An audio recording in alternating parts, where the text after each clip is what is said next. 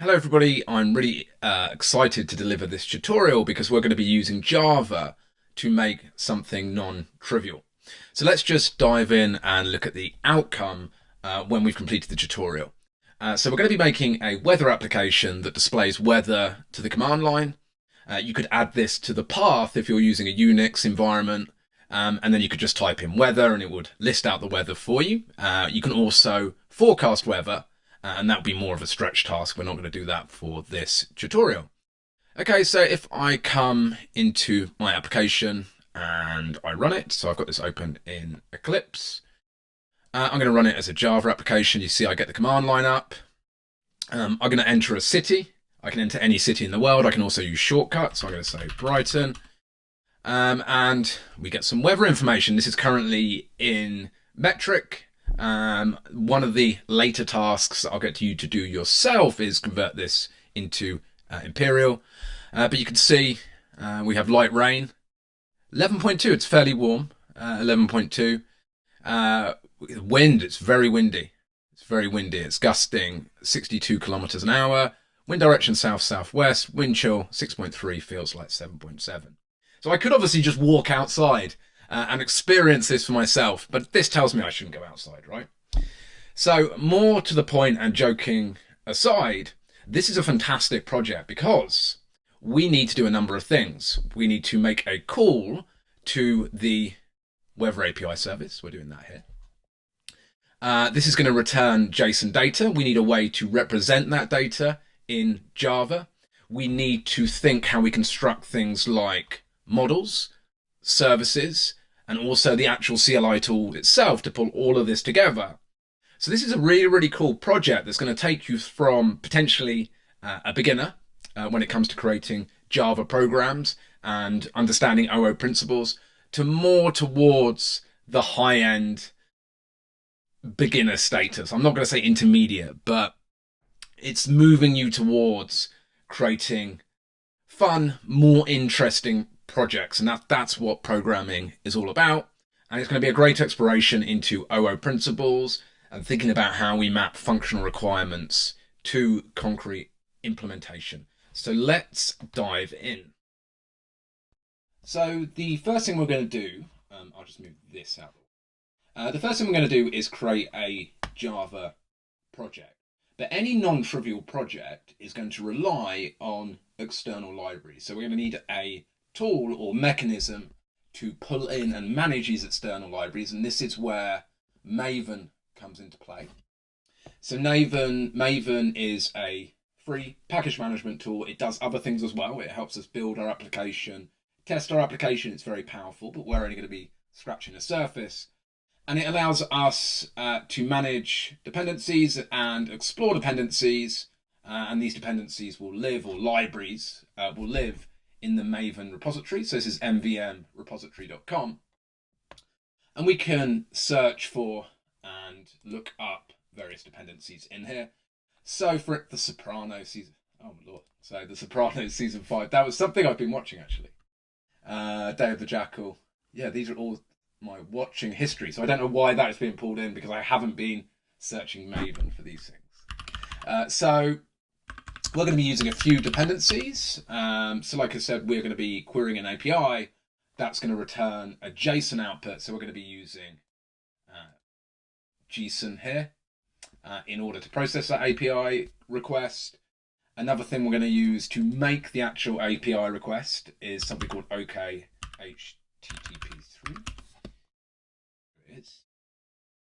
So I'm going to show you in a minute, how we can pull in these dependencies into a Maven project. It's super powerful because it means we don't have to make this functionality ourselves. So I'm going to open up Eclipse. If you haven't got Eclipse installed, you can install it for free. It's a free tool. It's worth noting you don't have to use Eclipse, but if you are using Eclipse, it comes with Maven pre-installed, so you don't have to install Maven. If you're getting more into Java development, some people will choose to use other tools. I quite like using VS Code. I find it a little bit more lightweight than Eclipse, but Eclipse is fine. And if you have dark mode off and you adjust the color scheme, Okay, so we're going to create a new workspace, or you can use an existing workspace. It's worth mentioning a workspace is something managed by your IDE, and it allows us to store together like projects, and these projects can share similar settings. I personally don't particularly use workspaces, and what I tend to do is just create a new workspace for each project. I tend not to share settings across projects. So I'm going to create a new workspace. So the workspace is just a folder. I'm going to create this in a temporary code folder. Assessment. Oh, what's in there? Okay, so let's create our workspace. I'm going to call it Lab 3. I'm just going to open. Go.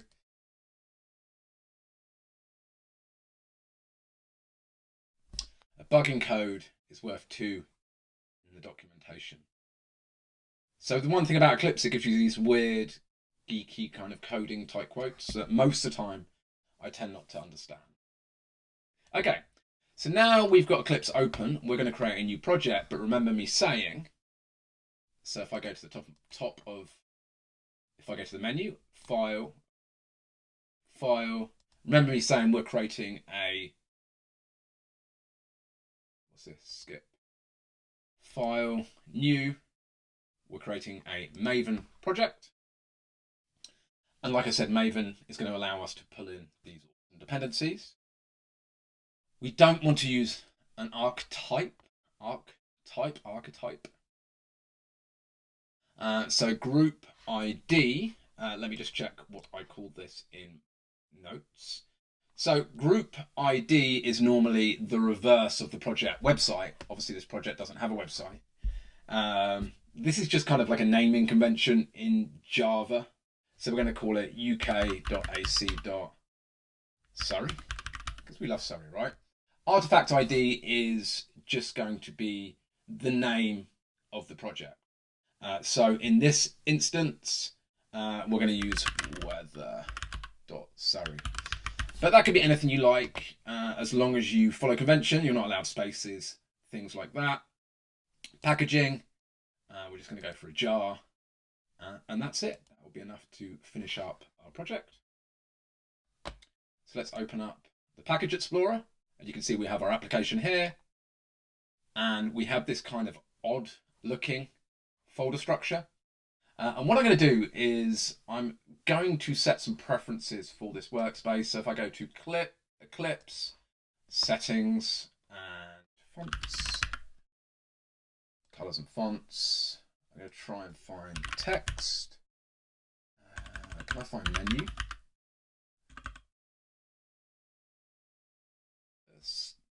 Text editor basic. I'm just trying to make the font a little bit bigger so you can see it.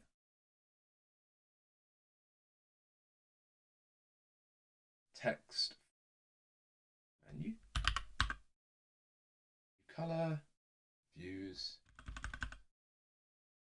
folders maybe. Here we go, views, editors, folders, edit. Okay, I will do this after the video. I can't be bothered. Okay, what I want to do is I'm just going to pull up this project in an Explorer window so we can just understand what's going on here.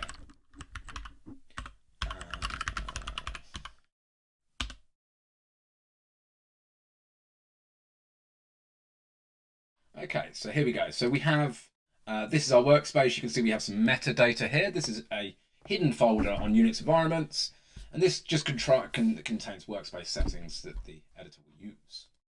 So if we look within the actual project folder, you can see that we have a source folder. And this is where our code will go. So our code will go in main, and then we'll put any tests in the test folder. We also have a pom.xml. We'll have a look at that in a minute, but that will handle our dependencies. And you can see in Java, you have these kind of nested folder structures, and the editor kind of flattens that for us. So if we look in here, you don't really see that folder structure. So if I just click on source, you can see I can immediately see main and test. I don't have to navigate around. But just understand this folder structure is in place. And later on, we will create subfolders that allow us to organize our code. But in Java, they're called packages. So just understand that. As you can see, there's nothing in there yet, so we don't have anything in there. But yeah, just have a play around and have a look at the structure. And target is where our program will build to. This is where our outputted, compiled program will go to. But we don't have to worry too much about that until we actually ship and package our application, which is beyond the scope of this tutorial. Right then, so how do we actually create something?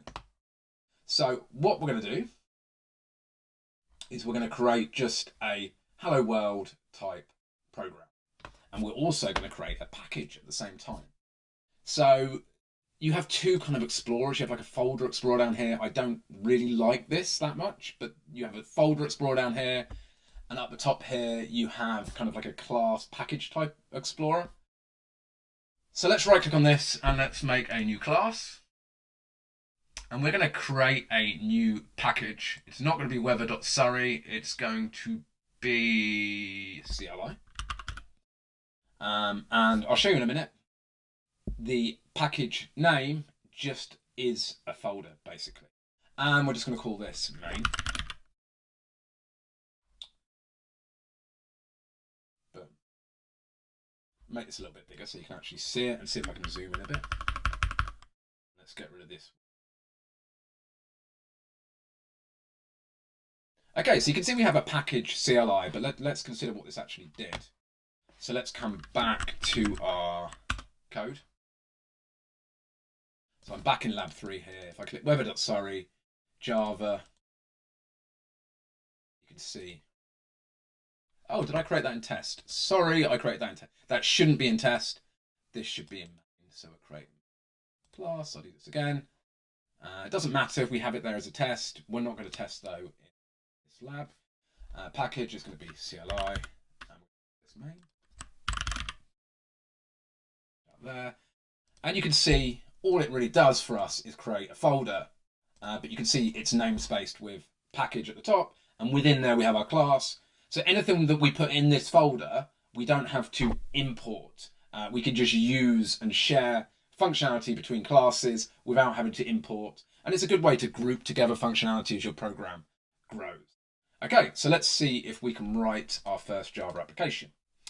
So this is public class main. We can call this what we want, but in Java you always need this lovely class. So we're going to say public, repeat after me, static void main. It's going to take in a string of command line arguments.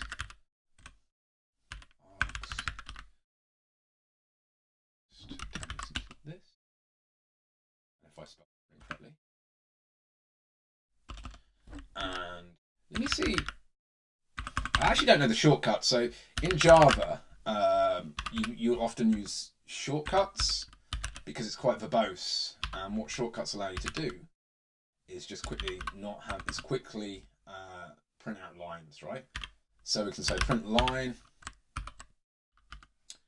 and hello.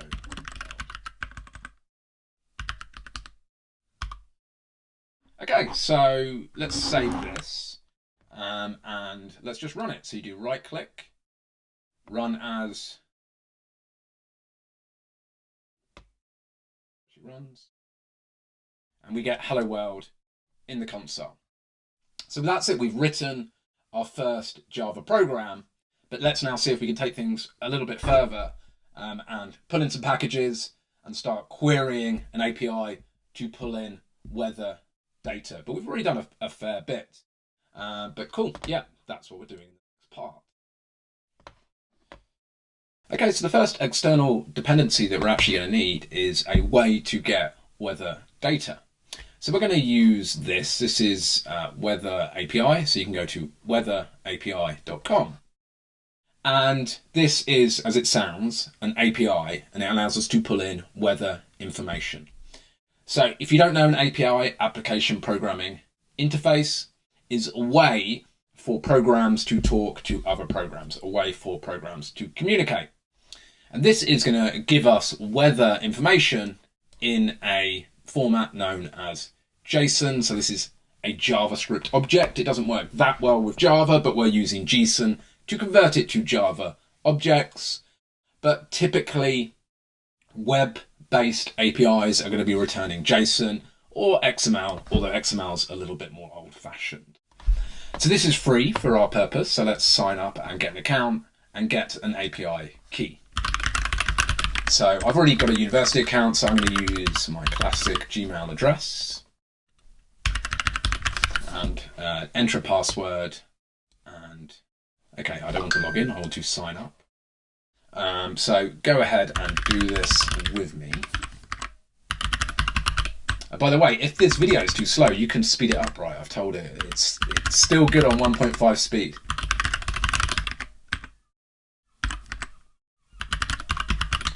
So you should definitely search the web and try and find different APIs that you can use. And you can really add a lot of functionality to your application without having to actually implement these features yourselves. And when you start searching for these APIs, there's loads of fun stuff that you can do. It's really, really cool. I really enjoy it. Is it going to allow... Okay, passwords do match. Is it going to allow me to go? Yes. It's my lucky day. I don't have to do the captcha thing. Okay. So sign up and you will need to verify your account before you can get an API key. So I will do that now in the background. So I've clicked on the verification email and it took me to here. So I'm going to click get started.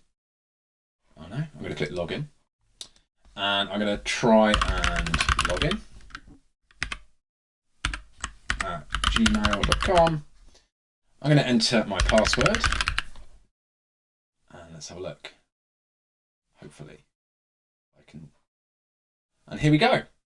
So I have an API key here that I will get rid of after I record this video, but I need to copy this API key. And by the looks of it, we can use the API Explorer to see how this API works. So I copied the API key. I'm going to go to the API Explorer, enter my API key here. And by the looks of it, this is getting the weather for London. We can be a little bit more precise and we can say London followed by a comma followed by the ISO code, which is GB.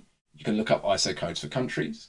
The reason why I would do this is because there might be various cities or places that are the same name. For instance, there is a Brighton, I believe, in New York, but the best Brighton, as you know, is obviously in the south coast of England, where I live.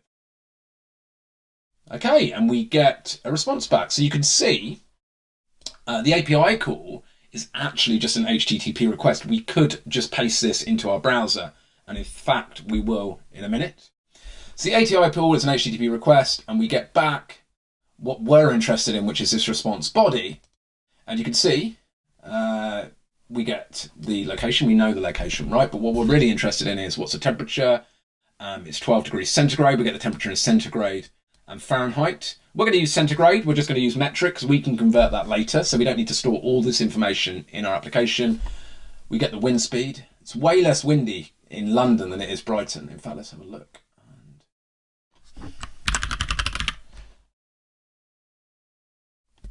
What's the wind in Brighton? See that? Look, 23 miles per hour in Brighton. Way more windy. 38 kilometers.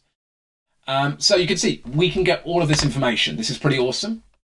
It's telling us how we can make the request. And there's various other things we can do. We can have things like forecast. We can get historic weather data, marine, astronomy, loads of stuff you can do. So really interested just to have a play around with these things and then start to think how you can build more and more interesting applications. But I'm just going to focus on current for the purpose of this tutorial, just to show you how this works. I've copied the URL. I'm going to paste it into my browser. Now I'm using the Brave browser, and you can see it will format the JSON output for me. You may see this, in which case you need to add a JSON formatter to your browser as an extension, or you could just Google JSON formatter and you'll see this. But I'm just showing you all this is an HTTP request, which is what our browser makes when it visits websites, and it returns this, right? And it returns this. So we're going to use this in our application to display weather data for various places. And you can see how it's constructed up the top here. Q equals Brighton, and that's a space. We don't need a space there though. Brighton, comma, GB. So we're going to construct this URL from within our Java application. So let's grab our API key and let's place it into our application, and let's just see if we can grab this information, just hard code the API, grab this information and just dump it straight to the command line. So I've got my API key here. So next we are going to look at how we might do that. And this is the point where we're going to start to pull in dependencies into our program in order to make our lives a little bit easier so we don't have to construct the HTTP request ourselves.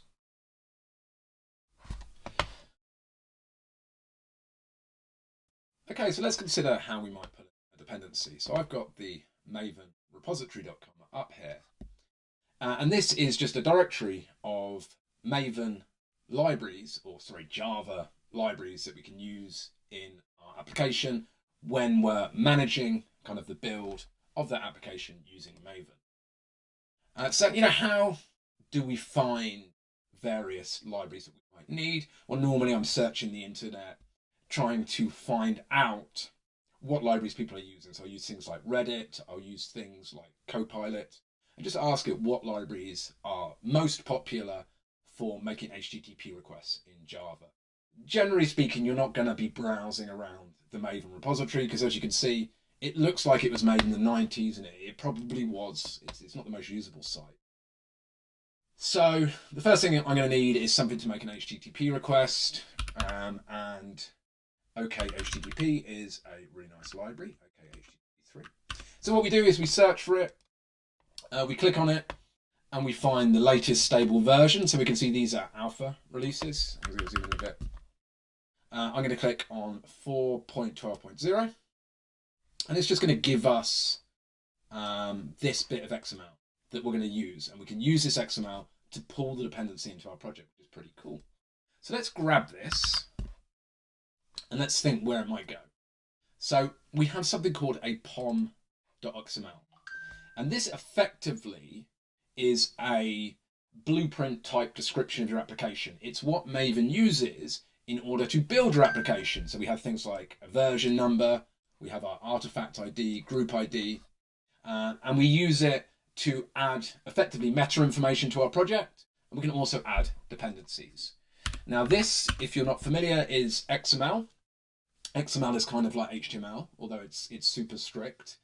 But we effectively have this idea of a parent tag. So all of these tags are children to the parent project. We're going to make another parent tag called dependency. Let's see, dependencies. And this is where all of our dependencies go. And you might have dozens of dependencies as the project grows. But for this, we're just going to use 2. I don't know if I can format this. I don't know if I can auto format. Let's see if we can do that. Format. Format text.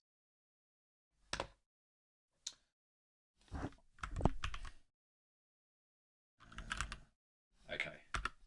I'm going to look later on at how to auto format that. I need to learn really how to use Eclipse a little bit better. But what you tend to do is kind of have this tab relationship where the children are indented relative to the parent. So this is our first dependency. So it's within dependencies. This is our first dependency, okhttp, and we're going to pull in one further dependency, and that is Gson. Because if you remember, the API returns JSON. Java can't really work with JSON. From the perspective of a Java application, as we'll see in a minute, JSON is just a string, and we can't access individual properties. So we're going to use something called Gson, which will take that string and return a Java object. So Gson is actually a Google library. In case you don't know, Google heavily uses Java. So it's a really cool language to know because big companies do use it. And look, there's a newer release. I'm going to get this one. And in fact, no, we're not. We're going to get an older one just because in the lab solutions, oh, there's a vulnerability. Grab it. It's fine. It's fine. So I'm going to get 2.8.8 just because in the solutions, that's why. I don't think it makes much of a difference. I don't think there's any massive changes, but just in case, I don't want this tutorial to break. You can try the latest version if you're worried about the vulnerability, but we're not deploying this application.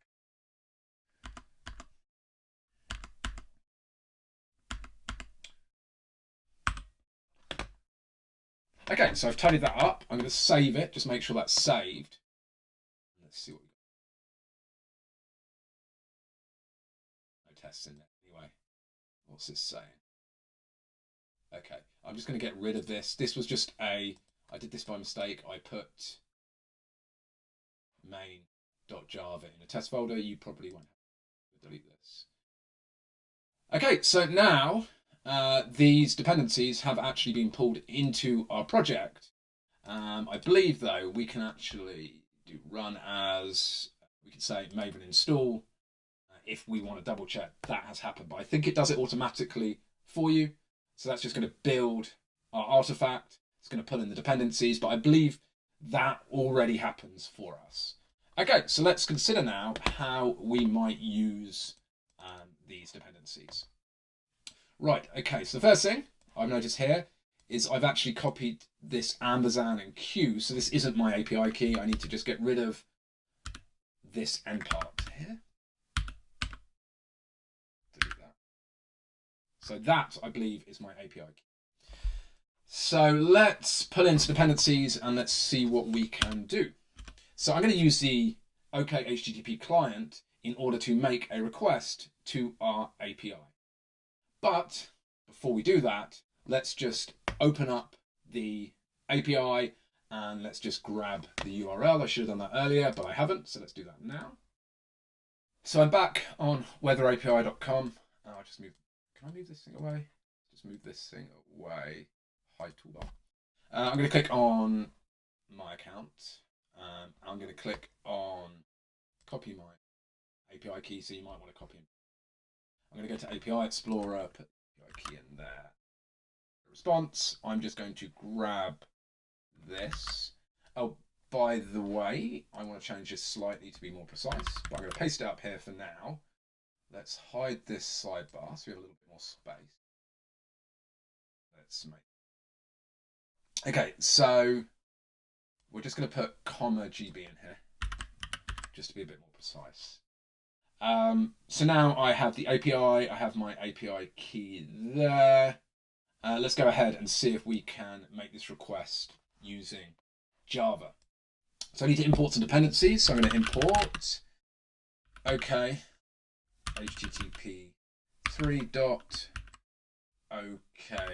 http client. So this is a client that's going to allow me to make the request, and the request needs a request object. You might wonder, and I'll explain in a minute, why we have like so many things in Java, and that's because it's strictly object oriented. Like, we need to pass a request object to okhttp client. It will then return a response, which is also an object that we need to import in order to process. So hopefully that's kind of starting to make sense to you now. And this is really one of the critiques of object-oriented programming. So okhttp client makes a request for us and it returns a response, and we want to process that response and we need to import the response. Response.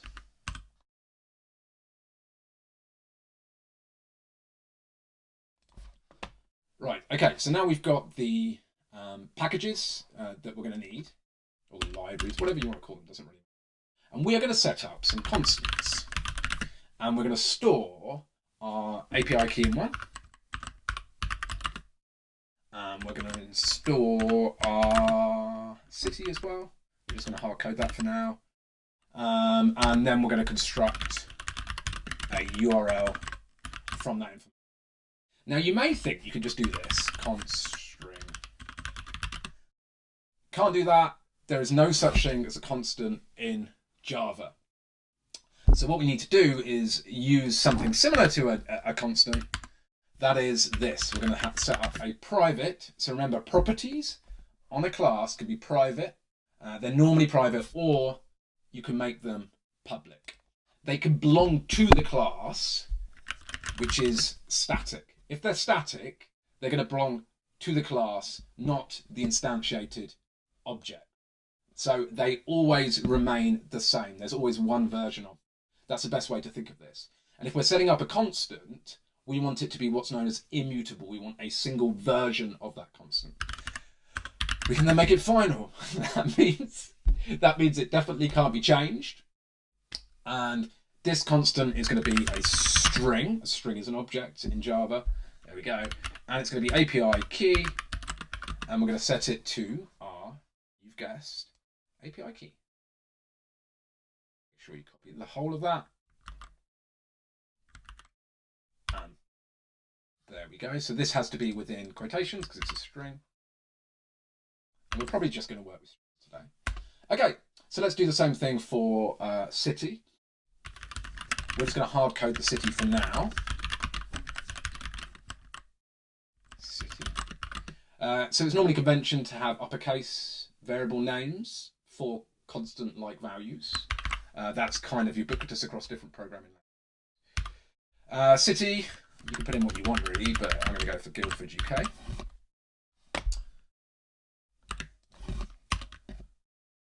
And finally, let's construct our URL. And we're going to use concatenation. Concatenation is this idea of joining together values, to join together the API key, join together the city, and construct this URL. Private, static, final, string, URL equals this, right? So let's grab this. We can grab this like right up to key.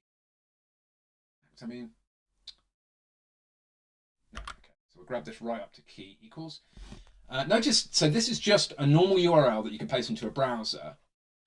In a GET request, we store parameters by using a question mark, and then we have these name value pairings afterwards. And each value is split up by an ampersand, so you see that.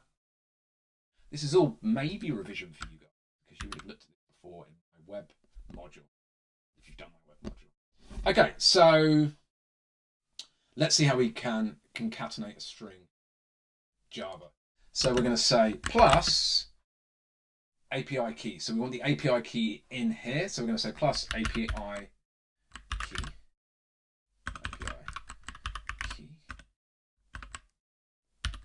And by the looks of it, we then need this thing here. We need ampersand query equals. I wonder if we can do this. Can we do this in Java? We may not be able to do this. Put this on separate lines, but it will help us out. Plus equals, and then the query is going to be the city.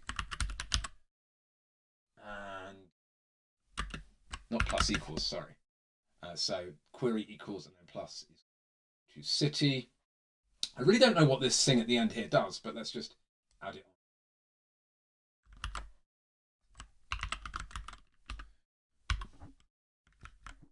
And I need to put a plus after the API key.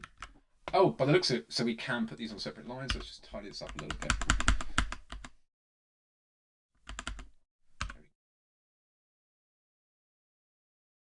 There we go.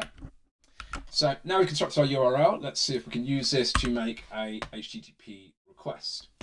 So the first thing we need to do is set up a request, and that request is going to take as an input the URL. And we're going to use okhttp3 request in order to do that. Okay, so let's get rid of this. And let's delete this. Let's delete this. And let's do this. So we're going to set up something of type request. And we're going to call it request. And request is a class, and lowercase request is going to be the object that we're going to get back. Again, this is kind of just convention. We want to set up a new request. So the new keyword in Java creates a new object, and you can think of the class as kind of like a schema for that object. So classic kind of OO technique, this.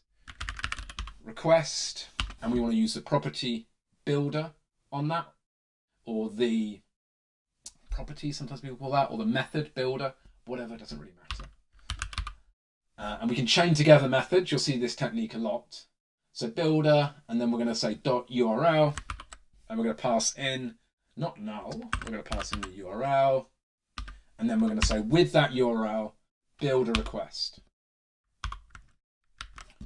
So you often see this kind of long chaining of methods in Java, and it's something you'll just need to get used to should you explore Java more. Okay, so next thing we need to do is try and set up a response. So if you're making an HTTP request, normally that's going to throw an error if that request can't be made. Let's say your internet connection's down, it's going to throw an error. The URL is incorrect, it's going to throw an error. And if it does, we need to kind of catch that error. And we do that by setting up a try and a catch block.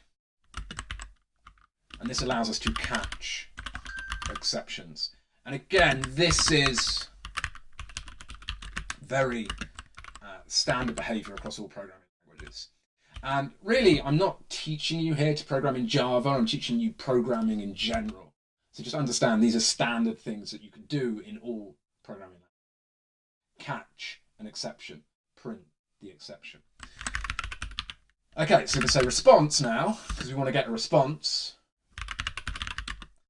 And we're now going to use client that we set up earlier. Or did we set up a client? No, so we need to do that. We need to set up a client in order to make a request. We use the client to make the request, and the client returns the response.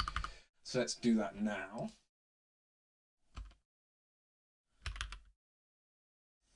Private static final.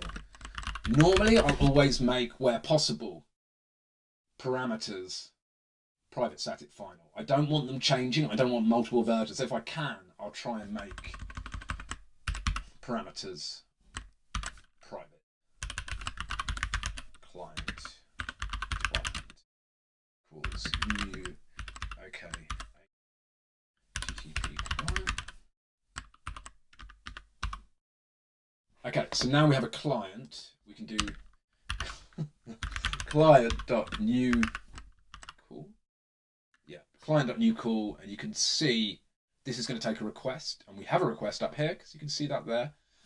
So to start to kind of read the signatures of the methods you're using. That there. And that's not going to return a response until we execute. And you can see that.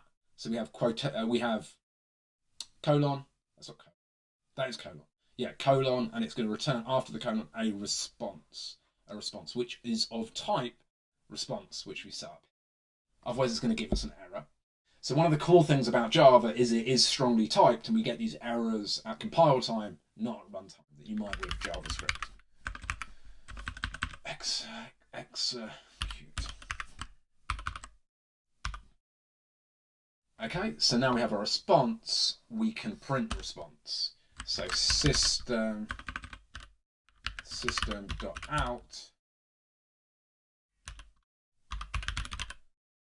print line and response. Now response is an object. You can't just print an object to the command line output because it's expecting a string. So we need to convert that. So we're going to ask for the body. We're going to say give me the body, and we're going to say dot string. And just put a semicolon at the end. Okay, so that should do it. Let's just quickly recap what we've done here. So we've constructed some constants up the top here, which we've used in order to construct a URL.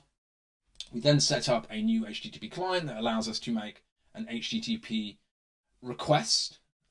We then construct the request using our constructed URL. We then use the client to make a new request, and we're asking for that request to be immediately executed.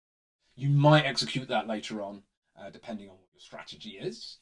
We're then hopefully printing this out to the command line, but in order to do that, we need to convert it to a string.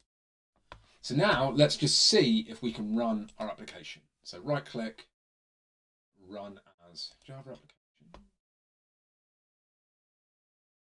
And as you can see, it outputs for us. Now you could copy and paste that into a JSON formatter, but you can see we're making the request and we're just outputting it as a string to the command line interface. So pretty awesome. So now we can think how we can refactor this code so we can get the weather information for any given location. And finally, we can think, okay, how can we better format this and better store this information in a way that we can access properties within this. So for example, now there's no way really of accessing this property here because this is just a single string. Java doesn't treat this as an object. So pretty cool though, we're connecting to an API and we're making an HTTP request and we've pulled in 2 libraries in order to do that. No, we haven't. We've pulled in 1 library, HTTP3. We will pull in another library, Gson, in order to process this, but we'll do that later on. So cool. So let's dive into the next section, how we might change this so we can actually get the weather for any given city in the world. So we are going to need to get some user input. So we're going to grab user input from the command. So Java has inbuilt packages or libraries, whatever you want to call them. So these are libraries, but we've added these as external dependencies, but Java also has various libraries we can use. So we're going to say from Java, which is the kind of core library that comes with Java, I want to use util dot scanner. Scanner is an object that allows us just to read from command line. And actually, for Java, it's refreshingly simple. So we're going to set up a new scanner here. So this is saying create a class or a variable which is going to hold a object which is based on the class scanner. So start thinking in an OO type way like that. New scanner, new creates a new object. So I'm kind of going back over the basics of OO, but you need to sort of start thinking about this. And we're going to tell the scanner to just use the standard system.in. I think system.in is a global variable that represents the system. .in represents terminal, although I may be wrong, but I think that's what it is. Okay, so now we set up a scanner. We're going to do the classic system.out, so we can use the system.out, and in this case, the system, like we said, is a terminal. So I think Java's meant to be portable, so the system might be, different things. Like it could be, I think it was originally made for like set-top boxes or something. I don't know.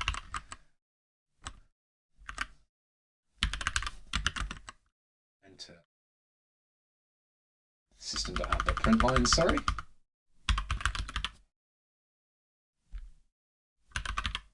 Line, enter a city, or enter the city. So this is going to print to the command line, enter the city. We then need to grab this. So we're going to be able to get a string from the user input. So we're going to say string city equals scanner dot next line. There we go. Okay, so this is going to store city in the variable city. Let's consider now how we might just tweak our URL, if you like. And so we can't have private static final because it's within a method. So we're just going to say static. So let's grab this and we'll just comment this out for now. And let's see how we can construct our URL to dynamically have a city. It should be pretty easy. Oh, why is it saying that there? Up there. We don't need this anyway, so we can.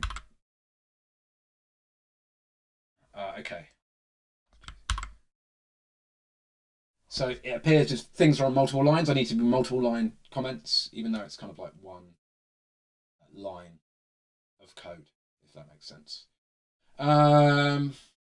Okay, so let's come into main here and let's see what we can do. Okay, so it looks like we need to move this above the request because otherwise, or we can just move the request down here. That's probably a better thing to do. So let's move the request down to here. So I'm just going to copy this and move the request down to here. And we're just going to delete this. let's just see if we can construct our URL in a slightly better way. It's going to give us an error because it doesn't have access anymore to this URL variable. Let's just copy it and paste it down here so we can dynamically construct it. That's the reason why I'm doing this. And I'm going to decomment it. Does it allow us to use, what's it saying? Illegal modifier, yeah, so it's not going to allow us to use private because it's within a method. Just kind of go with me on this right now. I'm going to make this, that's fine, URL's fine. City though is going to be lowercase, right? Because we want it to be city. Save that. And I don't think I can have static final either, so let's just try string URL because it's still giving me an error, and now it's not giving me an error. There we go. Okay, so that's great. So just understand private static final, that needs to be attached to the class, not a method. I'm not 100% sure what the rationale for that is in Java, but let's just get rid of some of these comments, and let's just double check that everything's okay. So sometimes I like to kind of talk through code, and I suggest you do the same thing in your head, and it allows us to kind of rationalize what's going on. So scanner, we're setting up a new scanner here, and I can see there's a problem straight away, but we'll get to that in a second.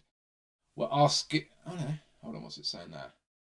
Resource scanner is never closed. Okay, we can do that. We can scan dot close. So we're just going to close the scanner there, and that gets rid of that warning. We are then printing to the terminal window, enter a city. We're then grabbing that user input and placing it in the string city, and then we're using that city to dynamically construct the URL. And then everything is the same as we've done before. So we now should have a dynamic way to query the API. Really cool. So notice we're already starting to add potential usable functionality, although the user experience, obviously we're not just going to chuck a JSON string out to the screen, but you know, we're getting there, right? So let's do this, run it as Java application. Okay, so it's just going to ask me to save. Enter a city. And I will spell city correctly in a second. Let's enter Brighton, UK. Oh, and you can see now, I now get the weather for Brighton. Let's run it again. And I'll just fix typing.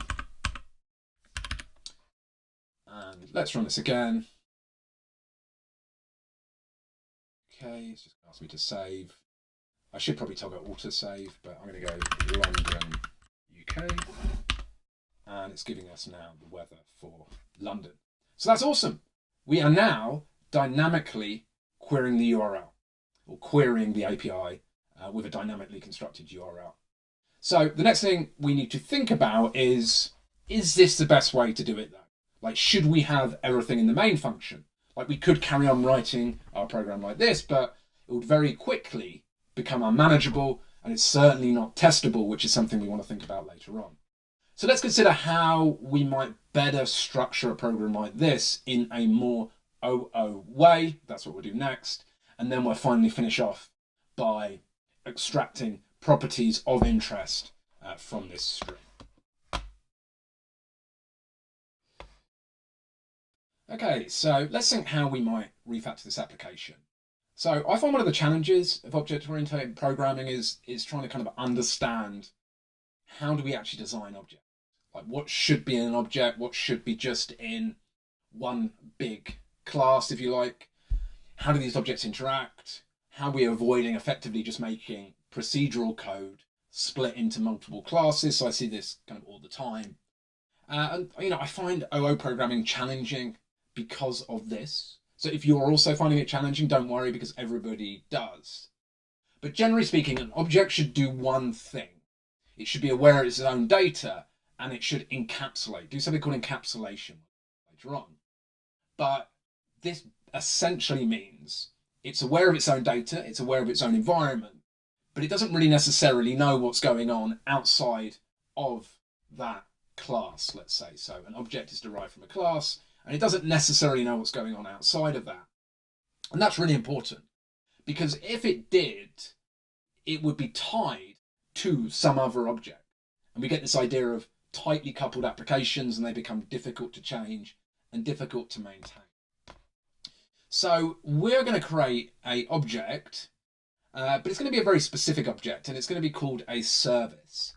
So generally speaking, in programming in general, services normally communicate with some kind of external API. So in this application, we're going to have a weather service, which is going to communicate with the weather API. As our application grows, we might use something like OAuth, which is an authentication service. Oh, actually, I think it's called Auth-O, which is an authentication service.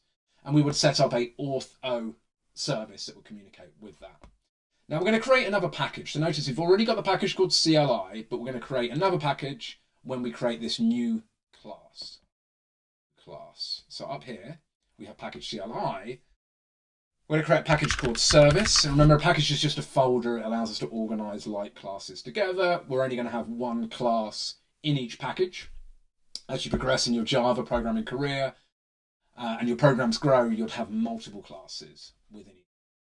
Okay, so what are we going to call this? We are going to call it weather service. That's all we need to do. And now we have this service package service. We have a class weather service. So this is responsible for communicating with our API. So let's come to main Java and let's start to pull out some of this information. So we're in main.java and we're starting to effectively get some of the functionality out of our main function. And by the way, this is a great way to start. Just chuck everything in the main function, start exploring the services you're using, start playing around with the APIs, playing around with whatever you're doing, and then later on, redesign and refactor. So programming is about this idea of refactoring, changing the code, trying to improve the code. So it's essentially the same as redrafting if you were to write a story. Like you wouldn't expect somebody just to submit the rough draft. Although lots of students do when they write essays, they just submit the rough draft. I really enjoy reading. Okay, so how are we going to do this? Let's firstly grab our constants, and let's just place them in here. So we have our constants at the top here. We're going to get a warning because they are unused. And then we are going to grab some of the other things that we're doing. Oh no, are we setting up okhttp client there? Yeah, so we're going to our constants, which is literally just going to be an API key. I'm going to grab the URL. I'm just going to call it base URL. I think that's a better way to work. So let's just grab a URL for our API request and let's set up a private static final base URL. And that's just going to equal this kind of character is here.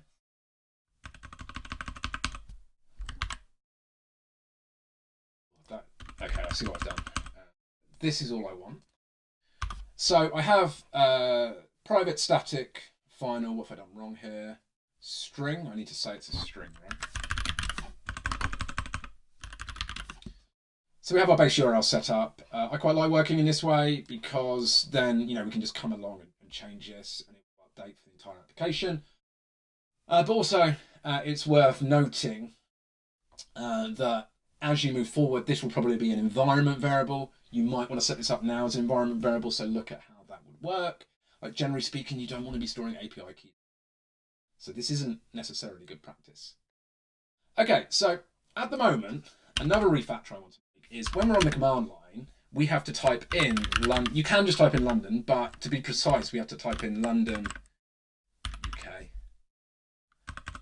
Or London GB is actually the ISO code. I've just noticed, I've been typing in London UK.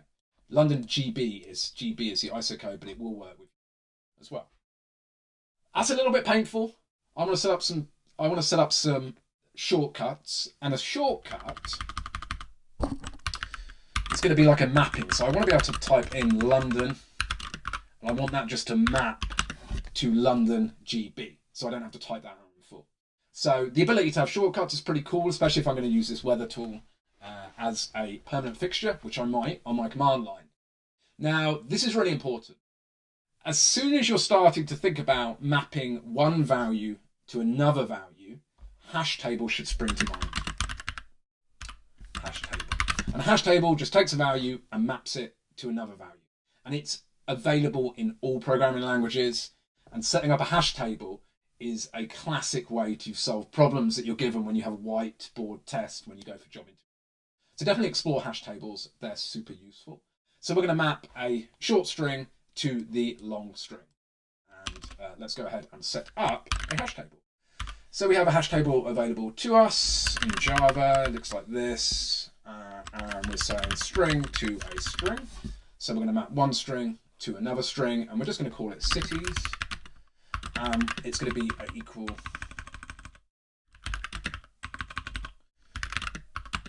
to a new hash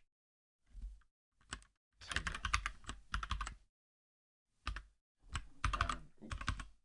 Have to set. Do you have to import this? So I think, yeah. How do we do that? Can we do that?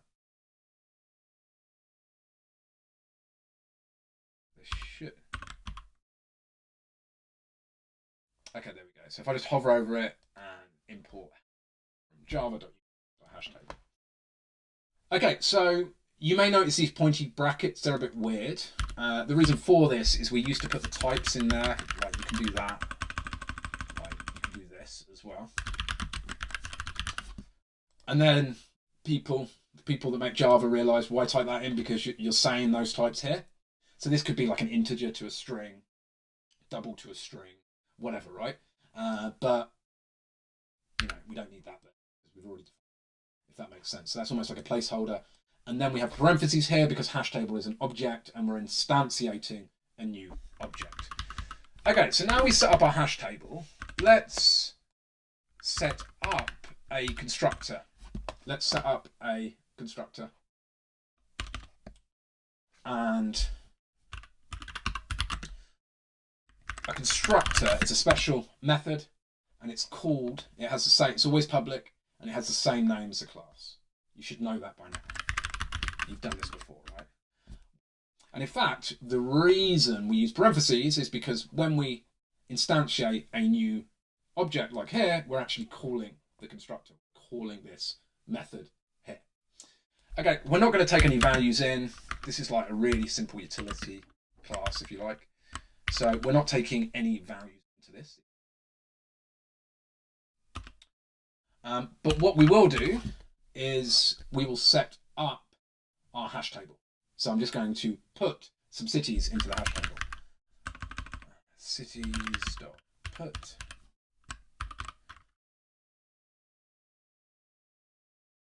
Okay. So cities.put, and I'm going to say Guildford. I mean, that's not really a shortcut. I'm just going to say G is going to be equal to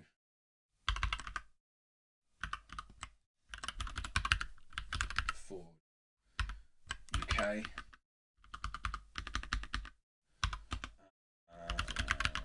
You can put as many as you like in, right? Obviously. But let's just put a couple in for now.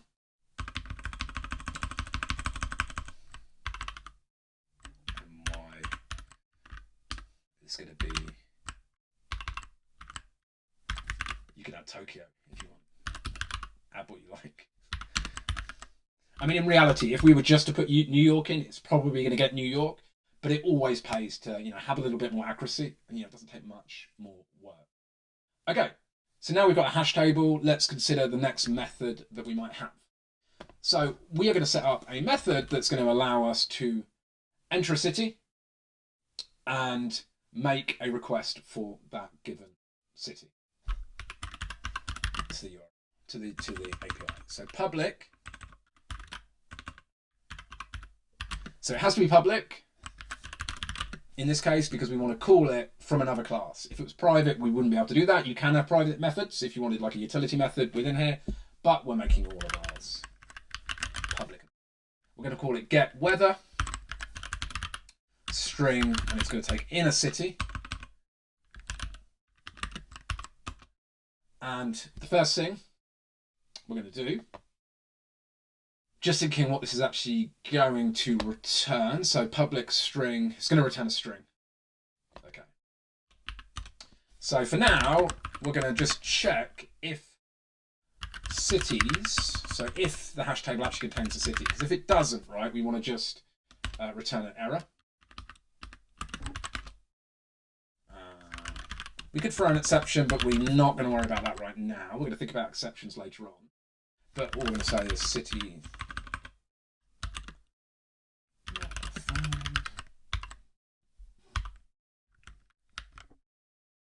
So this is still going to complain because potentially we're not returning anything. Because if cities is found, we're not going to return anything and it's going to complain. But now I think we can go ahead and we can start implementing this method, right? We can start implementing this. So let's go ahead and implement this method. We already have most of the functionality that we're going to need here. So this main method is just really going to handle the command line input. And what we're really interested in is building up a request based on what the user puts in. So let's just grab all this stuff. And we don't need the scan, right? So I'm going to move this up.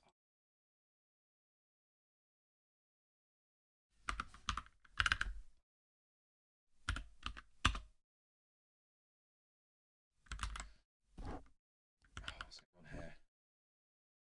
Okay, I'm just going to say scan. Got close here. So the reason I'm doing this is we don't want to handle any of the scanning in the weather service method. If we're doing that, it will be quite tightly coupled to other methods or other bits of functionality, and we're trying to avoid that, right? For now,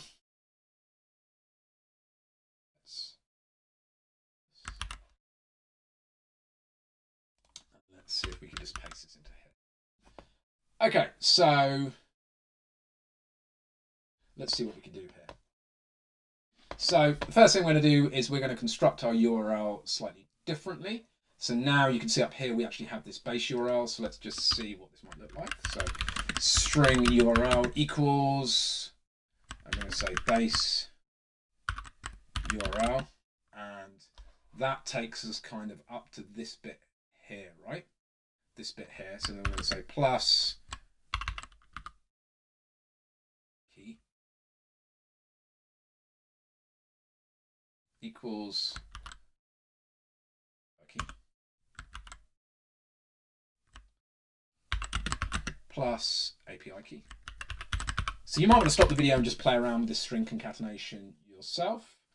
Then we're going to use effectively what we've got here, right?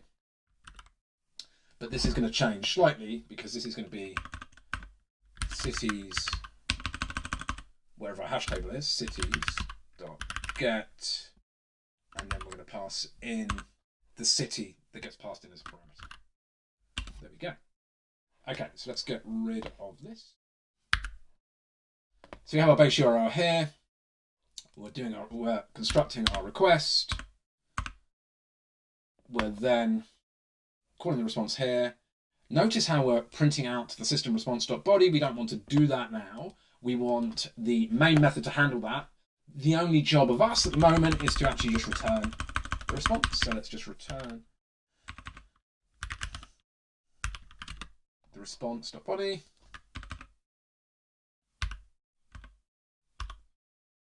Okay.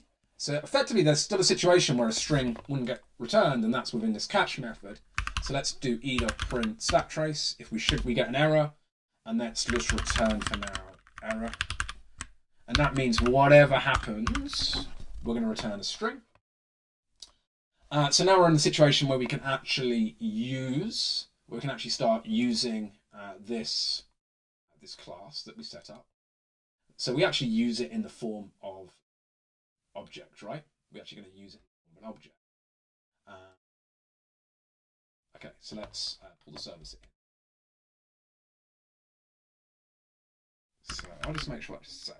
Okay, so the first thing we're going to do is we are going to import service, because it's in the service package, dot weather service. So where possible, always use the autocomplete. We can get rid of all of this request. And then we could also get rid of this URL. And let's set up a new weather service up top here.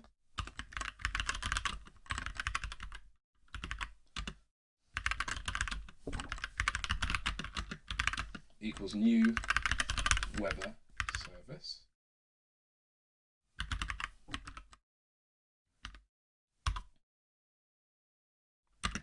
So now we should say string output, and we can call weather service dot get weather, and then we pass in our city. And the final thing that we'll do is print to the system out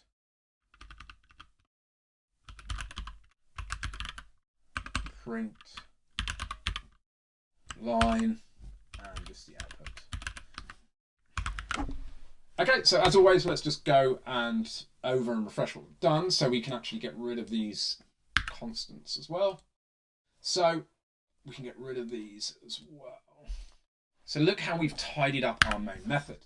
So the whole idea is to start thinking in a more OO way and start thinking, how can we abstract away from the underlying service? Because the cool thing now is we just call get weather. We don't worry about how that happens. We can just be assured that when we call get weather and we pass in a city, we're either going to get an error or we're going to get a string that contains this object down here. And really that's what we're trying to do in programming in general when we have these representations. We're trying to abstract away from the underlying implementation, because later on you may change to a different weather API or you may do things slightly differently, but none of the consuming classes really need to know about. So we set up this package service, and within it we set up a weather service. We started to refactor a little bit by using this hash table that allows us to use shortcuts. So now I should just be able to type in G or MY and it will be mapped to these longer values here. We constructed our base URL here. We set up a new request and we're just really repeating what we've done before. And now we just return either a response or an error, but we said that this method will return a string. So we have to return something. You can, if you want as well, also return null. That's possible. You'll see that sometimes in Java. So this would also be acceptable. Cool. Okay, so let's give this a whirl and see if it works. So CLI, and remember, this is always the entry point, right? So always look for this method when you're exploring other people's program. And in fact, if I just do run as Java application anywhere, it will pick this up as the entry. Okay, so now remember we have our shortcut. So I'm just going to enter G. Has to be capital G. City not found. Okay, so let's try to debug this. If not city dot contains G, return city found.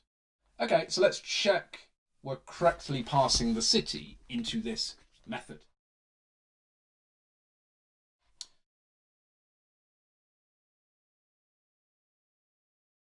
Should be. So enter city, G not. Let's try it with MY. Let's just then have, so run as Java. I've been really lucky in this tutorial. This is the first kind of error I've had. MY, city not found. Okay, so let's debug this. This is always going to be fun, live debugging. Okay, so live debugging, I kind of may have just paused the video and looked at actual solutions. But anyway, so contains, it's not contains, it's contains key. I wonder, so this is going to look for the key. What does contains look for? I imagine contains, if some key maps to a specific value, so it probably looks at the values. let's try again. So contains key is a method that okay, so let's save that. I should just set the shortcut. Understand. Okay, so now G, and we get the weather for Guildford. Nice. So let's just run this one more time. There's Java application. I kind of know what's the weather like in New York. And we get the weather for New York. It's clear in New York. 8.5 degrees. Very similar temperature. Oh no, minus 13.1. Way colder than here. God, I'm glad I'm not in New York. Okay, so we've done a lot, right? So you can now set these shortcuts up. You could even kind of do it so if the cities aren't found, I just thought of this as a feature, you could then just directly try and query the API using the user input. But for now, this is fine. This is going to be our own personal tool. But at the moment, obviously, this isn't particularly usable.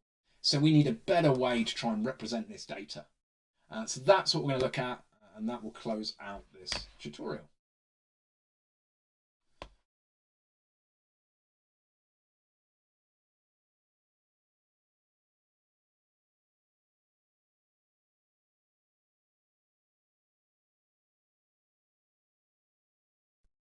Okay, so currently we are just dumping the API results out to the command line as a big long string, but that's messy and that's not very usable. Ideally, we want to represent this as a JavaScript object. So we're going to set up something called a model. JavaScript objects or Java are very, very useful, and objects in general are very, very useful for representing data. And in fact, I think it's one of the best use cases because for a service, right, this could just be a function. Like it doesn't really need to be an object. And one of the best use cases for objects are, let's say you have student in a database. You can kind of create that thing using an object. So objects can represent real world things. And I think that was the philosophy behind OO programming. So let's pull up the Weather API dashboard and let's go to the API Explorer. And we're just going to get a better representation of what's in the API. So you can see here, we have this kind of like text. It says like light rain. So we want to be able to grab out like the text. We want to grab out the temperature centigrade. We're going to work entirely with the metric system. And later on, you can just convert that. We don't need to store both values, right? Because obviously, you can do that conversion yourself. Okay, so let's think about how we might access these values. But first, we are just going to set up a model. And these are the most simple Java objects that you can get. We're going to make some for the assessment. You'll see them all the time. And they just represent data in an application. So let's go ahead and do that. So we're going to set up the weather model. This is going to have quite a lot of fields, unfortunately. So you'll just have to kind of work along with me. Let's set up a new class, and it's going to be in a model package. So you can sort of see how this is going. It's like in an application, you would have multiple things, like multiple bits of data. So you might have weather, you might have user, you might have activity that you're trying to do in that weather, and all of this would have its own model. And this for me really captures the use case for object-oriented programming. And what people will tend to do if they're using a multi-paradigm language such as JavaScript is they would sometimes use classes in this case. This is a good use case for classes. Problem with something like Java is we have to shoehorn everything into a class. So just understand that is a challenge of object-oriented programming. Model, and we're going to call it weather model.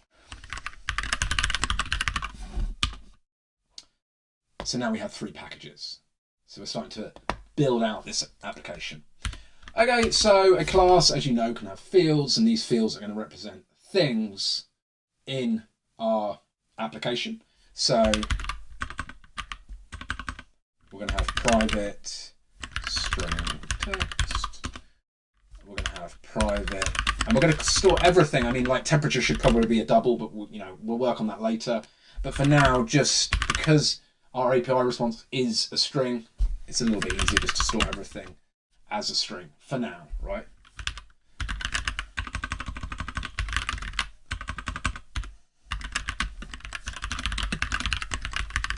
Wind speed is quite interesting.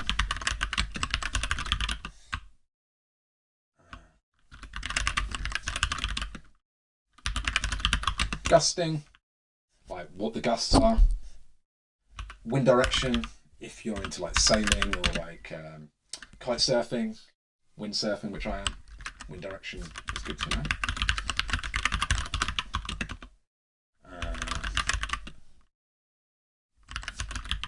Wind chill is always important.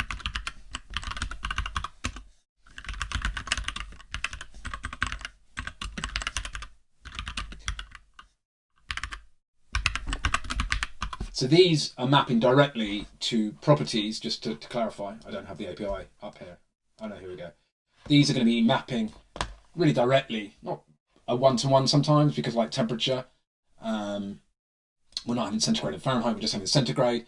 But these map to properties that I will extract in a minute from the API, to clarify what we're doing. Okay, so I just need 1 second. Okay, so it feels like private string humidity.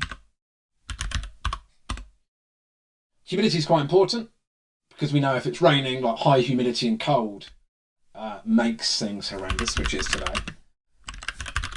I need to move to Australia, I think. Visibility, so I'll probably be driving later, in poor visibility. Okay, so now we want to create a constructor, and the constructor is going to take in these values and set these fields. We can't directly set these fields. This is where we need to use a constructor because these fields are private. We can't be like weather model dot text equals. So we need some way of grabbing these values. Notice we're not making the API call in the model. The model is unaware. It doesn't care where these values come from as long as it gets them. Let's see if we can auto-generate these. I haven't done this before.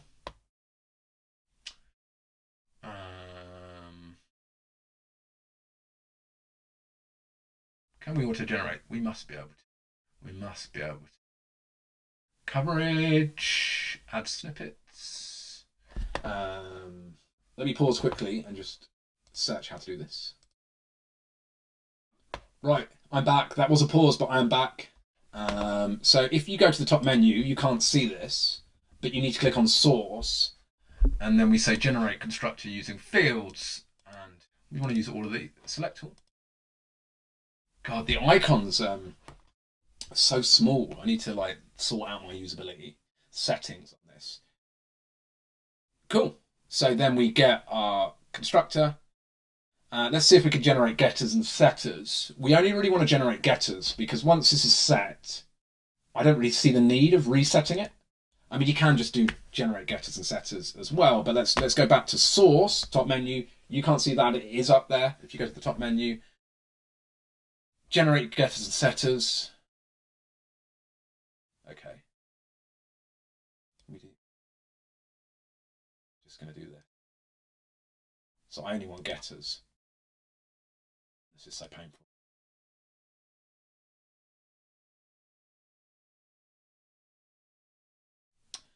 You might want to look at, there's something in Java called records that really are for use cases like this. It's more modern Java than I'm showing you now. Sometimes I don't show the most modern features purely because I like to think about the language at a conceptual level, and this allows us to do it. The more modern features may be abstractions, and I think when you're learning, you know, that's not particularly useful, but it's a refactor that you can look at.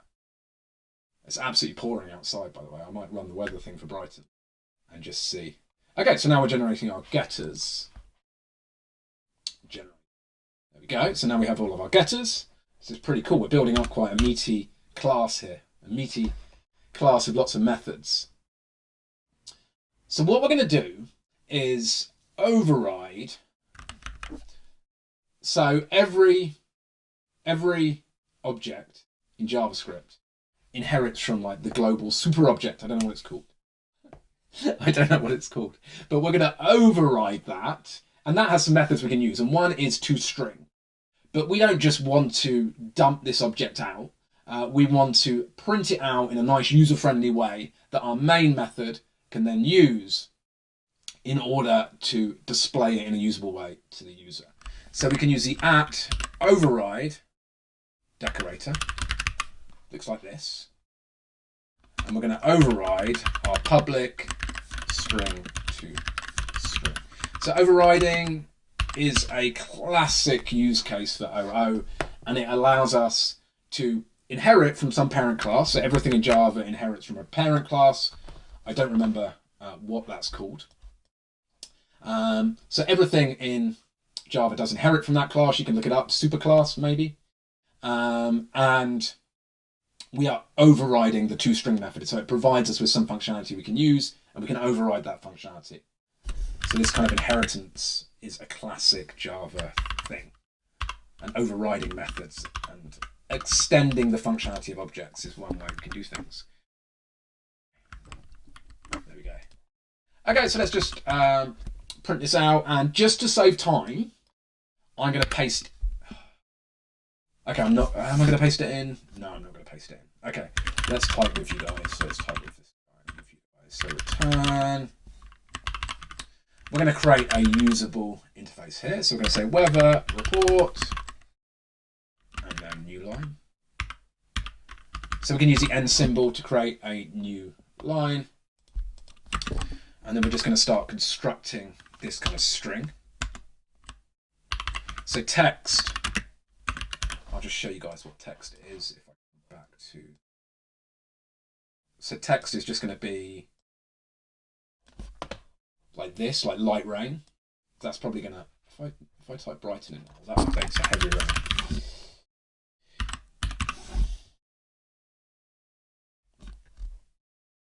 Partly cloudy. Oh no, it's just partly cloudy. It's not even raining. Hey, the rain has actually stopped. Maybe this is more accurate than I think. The rain just stopped as I started that. Confirmation biased. Okay, so text. And what we want to do in here, right, is we actually want to add whatever the text object is here, right? We have access to that because it's private. We don't need to use getText. It's private. I've just known, right? We need to change these to setters. We need to set not get, I think.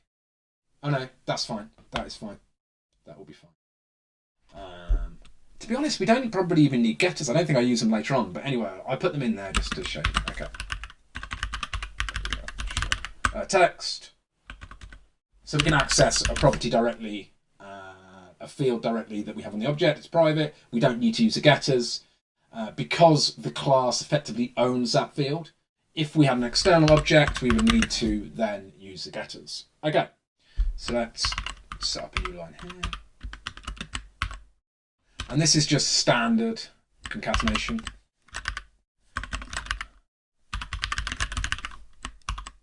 Maybe we do need the getters later on, I don't know. Temperature plus temperature.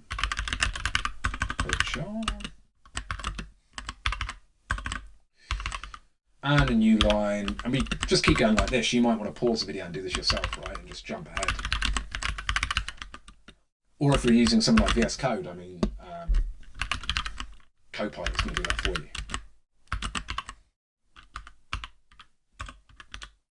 The cool thing about using a good IDE, and this IDE is reasonably good, it's going to give me an error if, for instance, I typed in an incorrect variable name or something like that. Gusting. Probably should put a colon here.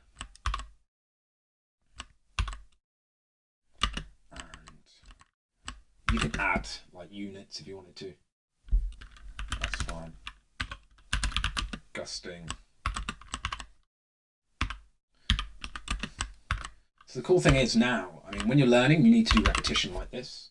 But when you become more of an experienced programmer, you don't need to do this repetition anymore because most people are using AI to support them in their programs. I don't think it's a good idea to do that straight away. We might put a space in here. Well, let's put spaces in here. Makes it a bit nicer. So yeah, I don't think you should do it when you're learning because you really need to understand how the code is constructed, and you need to be able to look at code and know if it's a good solution. I think if you can't do that, you're not going to be a good programmer. But yeah, a lot of this repetition is just going to be replaced, and I think it's already happened. So you don't have to type all this in.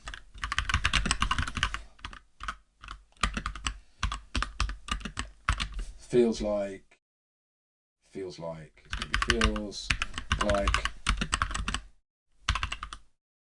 Sometimes I'm tempted just to paste this in, but then I realise it's quite good practice for you just to follow along with me, and it's quite meditative, right? Sometimes this is quite meditative.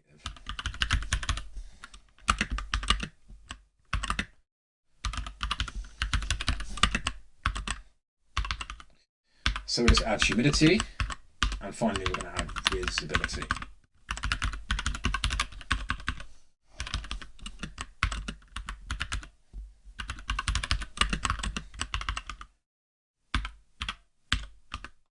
Okay, cool. So we just need to add a semicolon, and that just returns in a human readable format these fields.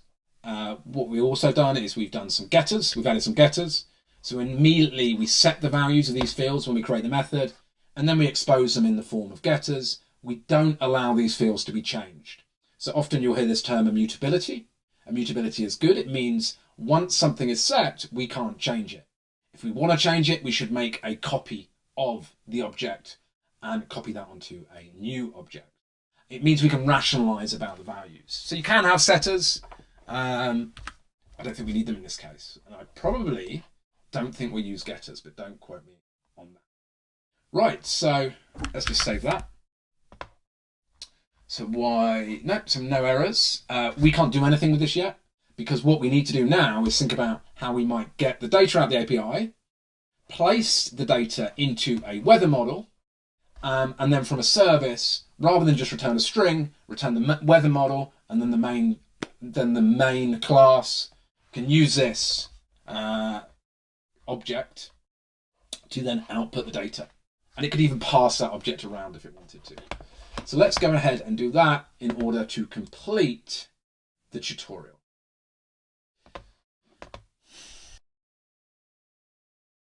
Okay, so let's consider how we might take this text and convert it into some. So if you remember before, we brought a library in to do that, and we're going to use Gson. That's provided by Google. Generally, like the Google libraries are really, really good compared to some. So let's update our weather service, and let's just pull in a few components from that library. com.google.gson. So you can see the reverse of the Google domain. You can see that's what project is named. JSON project. So we're going to get back a JSON object, and we're going to need some way to parse that, right? So we're going to also import the JSON.parser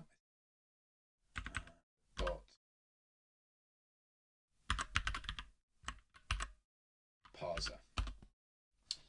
Okay, so this is going to allow us to construct an object, and this is going to allow us to parse object. So let's consider how this is going to work. So at the moment, we are getting this string back from the API, and we're going to need to parse this to the JSON parser, and then we're going to ask the parser effectively to grab certain properties out of this JSON response. So this will start to make sense as we go through. So you can see at the moment we are just returning this string, but we're actually going to update this to return not a string, but return a weather model. That makes more sense. Strings are very tricky to work with. If we return a weather model, and remember we just created a weather model. Let's see.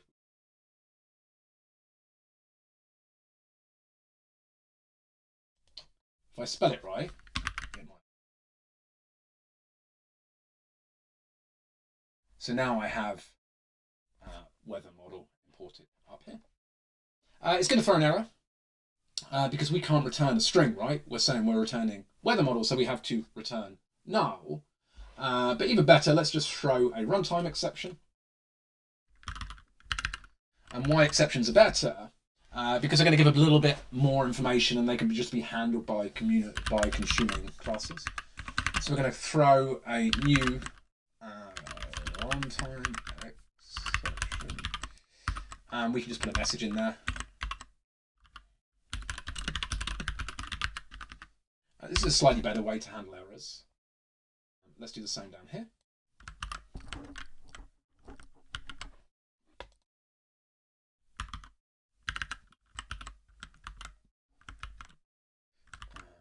And we're still printing the stat trace out there. It's not going to let us do this because we need to be returning a weather model. So let's think how we might set that up. But first, we've got to think how we're going to get access to the elements within the API. The reason being, when we instantiate a new weather model, we have to pass all of this stuff in. So we need to access that. Okay, so by the looks of it, we have our string representation of our JSON object in response.body.string. So let's think how we might parse that. So we are getting back a JSON object when we parse it, and we're just going to call that. We're going to store that in something called weather, and this is going to hold our JSON object. And we're going to use the JSON parser dot parse string. What's our string going to be? Response.body.string. Okay, response. So let's just.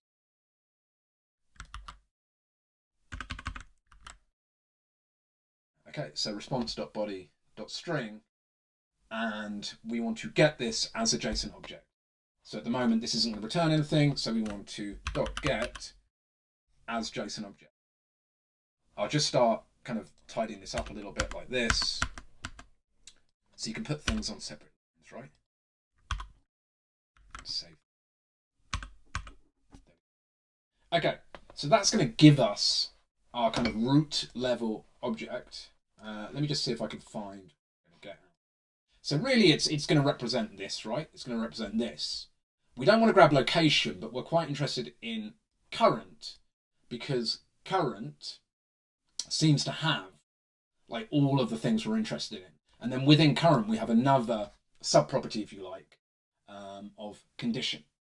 So we need to grab, so a JSON object can have child objects, if you like, and we need to access those child objects. So we do it in a pretty similar way.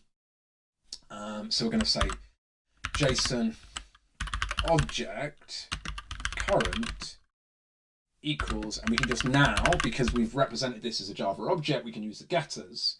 We can say get current, and we can say how we want this returned, and we want it as a JSON object. So that's going to give us current. We also want to grab condition, because that's where our text is going to come from that tells us party, for instance.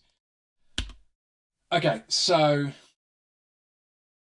like we're just gonna do similar to what we did above. So JSON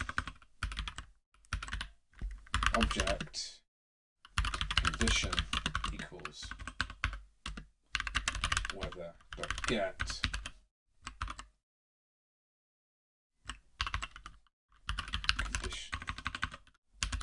condition and then get is JSON object there. Okay, so now we have access to current, which really has like the majority, like wind, pressure, MB. MB is, we don't even need pressure, but anyway, it has the majority of properties that we need. And then condition is kind of like this sub-object. I'm going to grab it next. So now what we can do is we can get like the individual properties from this that we're going to need in order to construct our class. Now, what I'm going to do, I just had a brainwave, is I'm going to come into model and I'm going to grab all of these. This is what we need, right? I'm just going to grab these and I'm going to paste them in here. Now, it's not going to allow us to have private here. We can't have private. We kind of explored why that is earlier.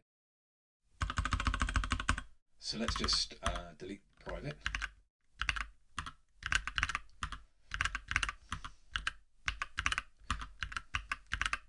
you wonder how I'm doing this without touching the keyboard. I'm using something called Vim, or the Vim key bindings. So look that up if it's kind of beyond the scope. Okay, so now let's set this up so we actually get the values from the JSON object. So let's do that now, shall we? So insert string text is going to equal condition, and then we can just do .get text, the property that we're going to get .as string, and we can just kind of keep going through this. Like temperature was on, is it condition? Temperature was on current, I think. So everything else I think is on current. Yeah. So temperature equals current.get temperature.get.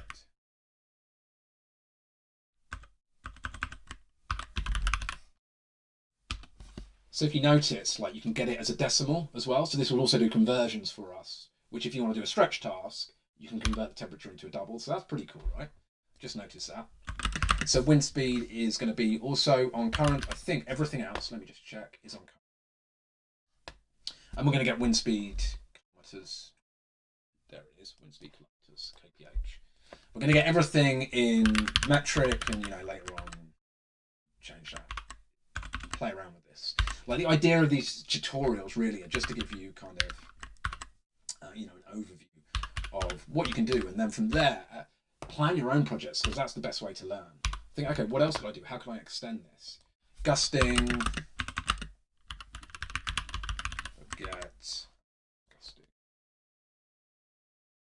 Gusting.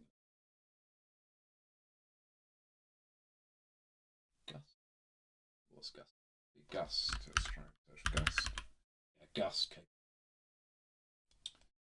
I mean, you can just copy this straight out, but then there's copy and paste errors. You just saw that, right? Okay, so let's just carry on. Wind direction equals current.get.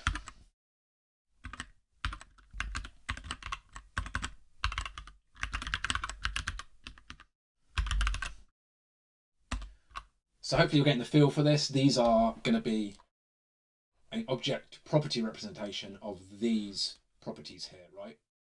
So these are name value pairings, and we're literally translating them into another representation, which is one of the cool things, right, about programming. It's this kind of representational transfer. We can represent the same thing in different ways, and often that's what programming is, to be honest. It's about playing around with these different representations. Wind chill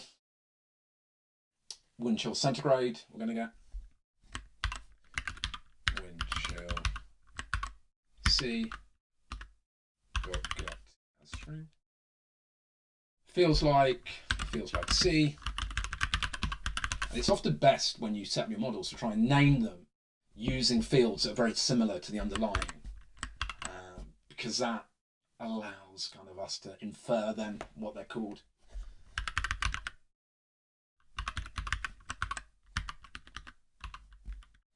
String humidity equals .get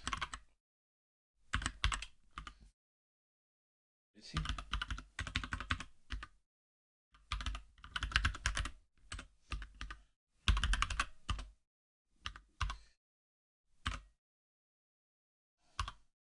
And visibility is viz in kilometers, so this is going to tell us how far we can actually see. .get viz kilometers. So when I'm using an API, I'm looking for things like consistency. If it's a good API, it will always use kind of snake case. If it started using like camel case there, I think, okay, it's not consistent. So, but this is a great API. And I look at that in student work as well. I look, are you being consistent when you name things? And I think when people look at sample solutions, when you have an interview challenge, you're looking for things like that. Okay, so let's put all of this into a new weather model now, and let's return that weather model. So return new weather model.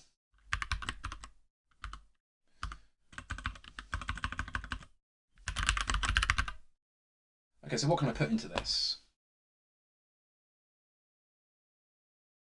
Okay, so I can just go put. So I've already copied these in the order they appear in the constructor, so I can just copy this straight in. This should give us, if we just hover over it, it doesn't give us any feedback at all.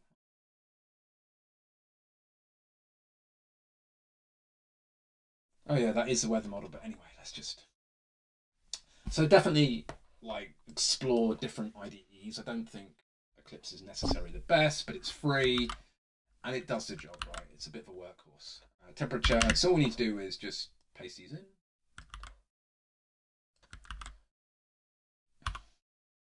Do this on. I don't know if I can do this on multiple lines, but I'm just going to do this so you can see what I'm doing. I'll probably make it one line. Wind speed, gusting, wind direction.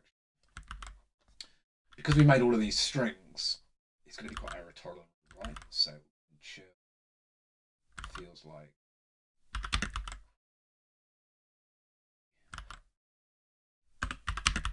So again, I think doing things like this copying and pasting is one of the jobs that AI is very good at. So if you're using any AI assistants, it's going to do this sort of thing for you. And it just makes your life so much easier. You don't have to do these repetitive tasks. But like I said, when you're learning, it's good to try and explore this. And that's one of the reasons I do use Eclipse, because imagine it has some AI capabilities, but if it does, I mean, it's going to be tragically bad. I don't know if you can plug in AI prediction to Eclipse. You might be able to. Okay, cool. I think we've done that. So we're now returning a weather model. And the final thing to finish this up is we just need to update our main.java class, because you can see we're getting an error now because we're trying to get the weather and output is expecting a string, as you can see. But this, of course, is not going to be a string. This is now a weather model. So import model.weather. And we're just going to update this.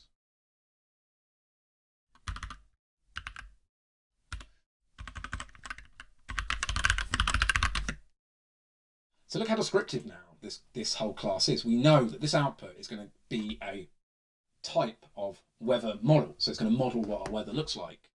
We're passing in city into weather service. And remember, weather service returns a weather model, which is why we're doing this. Weather service, let's just come back to here. Weather service, as you can see, we have a return type here of weather model, and it returns a weather model. Now, in a real live program, you could process this further. You could pass around this output, and it's always of type weather model, and we can guarantee that it has certain fields set, and we can guarantee the operations that we can do on that. And one of those operations is going to be output dot toString, wasn't it? toString, and that should print out our human readable version of the weather. So now we're ready to test this. So let's just recap what we've done.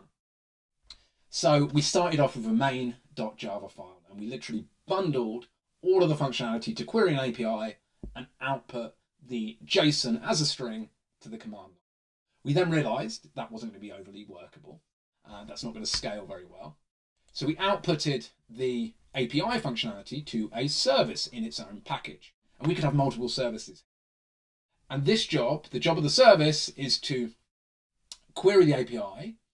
And originally we were just returning text, but then we realized you can't really work with this text. So we destructured the JSON string into a Java object using Gson. And that allowed us to then access individual properties on the JSON array. Like we could access viz kilometers, humidity, feels like, wind chill, all of that. We then created a model, and we added those properties to a model, and this model also has this toString method which overrides the superclass toString, and it allows us to output the weather in a human. So this should work as expected now. So let's run this and let's hopefully end the tutorial. So we're going to run as Java application. It's going to ask us to save. Enter city. And I should just recall that, remember, we set up a hash table that allowed us to map shortcuts. We could add any cities we like here, but allowed us to map shortcuts to full city name. And we get an exception. Cannot invoke because, okay, so let's go ahead and try and debug this. Okay, so the best way to debug is to look at the latest error. So the latest error is here. So you can see we have kind of a stack trace before that, but we're interested, where did the error actually occur? So let's click here. It's going to take us to the line number. You can see a typo on there. This property condition doesn't exist, but you already saw that, right? So let's condition. Save that and let's try it again.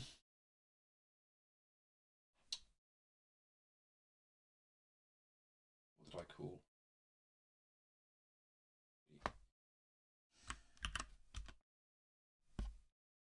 Okay, so now we're getting another exception.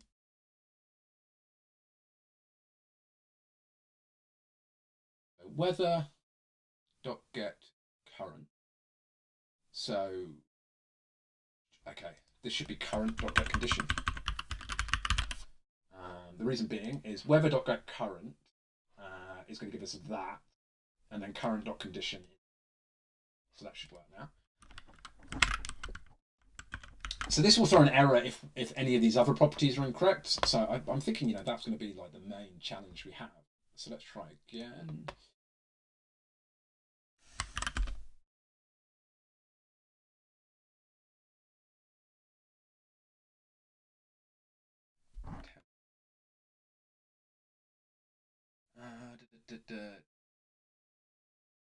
Okay, so this isn't temperature, this is temp C.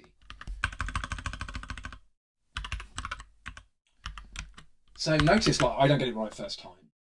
And in fact, this is the second time I've done it, because obviously I'm looking at the solution. I don't just type.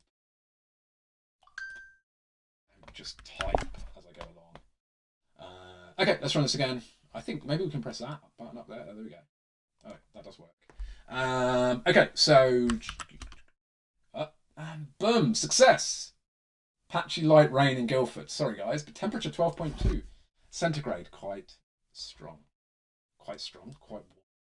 Okay, and we finished. So that was fantastic. I really enjoyed creating this tutorial, and hopefully you did get this far. And we've done so much. We've made this kind of real world application that you could use. You could set this up now and you could have a command line application that maybe executes every time you open up the command line, tells you the weather in your favorite places, allows you to plan in the future. But this is awesome. So we've done so much and we've made something non-trivial in Java, and along the way we've explored how to set up models, how to set up services, we've looked at hash maps, we've looked at pulling in libraries to query APIs, all of these things. So well done if you've got this far. And I suggest you play around and try some stretch tasks. Try and represent the temperature as a double, and then see if you can convert it to Fahrenheit and centigrade. See if you can use other features on the API, such as future forecasts, and get a forecast for the future. See if you can have default values. So if you just press enter, it will just pull out the weather for your favorite location. See if you can use a text file to store favorites. There's loads of stuff you can do, so hopefully that will get your imagination going. But thank you very much for watching.